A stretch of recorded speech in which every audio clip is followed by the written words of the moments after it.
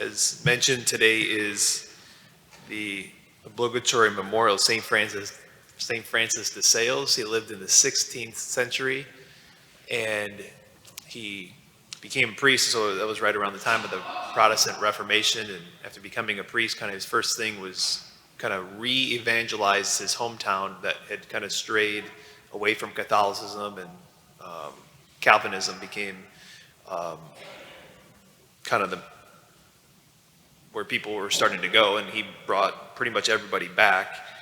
But he's most well known for his two great spiritual masterpieces. One is the Introduction to the Devout Life, and secondly, the Treatise on the Love of God. And just want to mention the first one, Introduction to the Devout Life. His main crux there in that spiritual masterpiece is that all can attain devotion. And for St. Francis de Sales, whenever he uses the word devotion, it means holiness in life.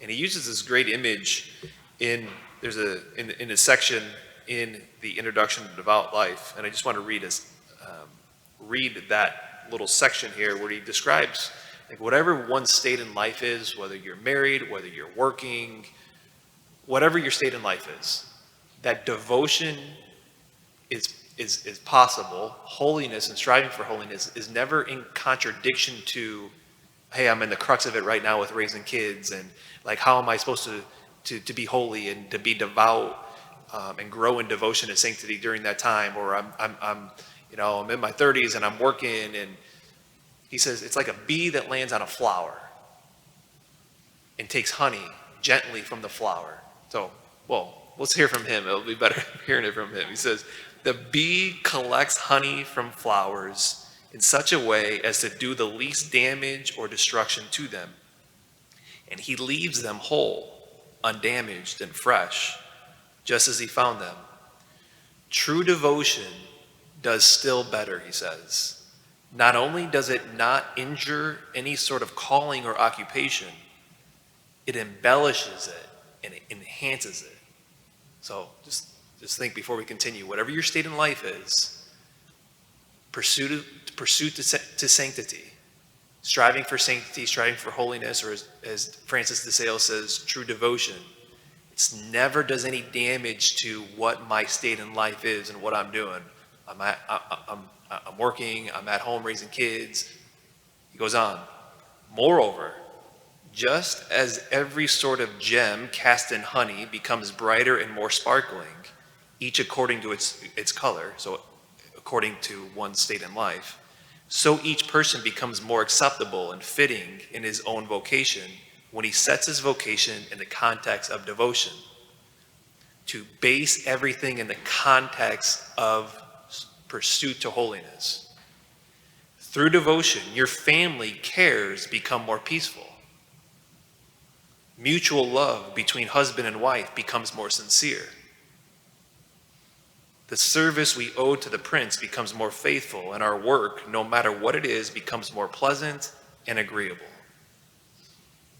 The last section here. It is therefore an error and even a heresy to wish to exclude the exercise of devotion, and he gives like examples of the time, from military divisions, from artisans' shops, from the courts of princes, from family households. Therefore, in whatever situation we happen to be, we can and we must aspire to the life of perfection. So think of that image today with the honey landed on the flower, and even maybe especially when wherever we are in our state of life and we're like, we really feel the pressure. We really feel hey, this is pulling me towards, towards away from devotion from God.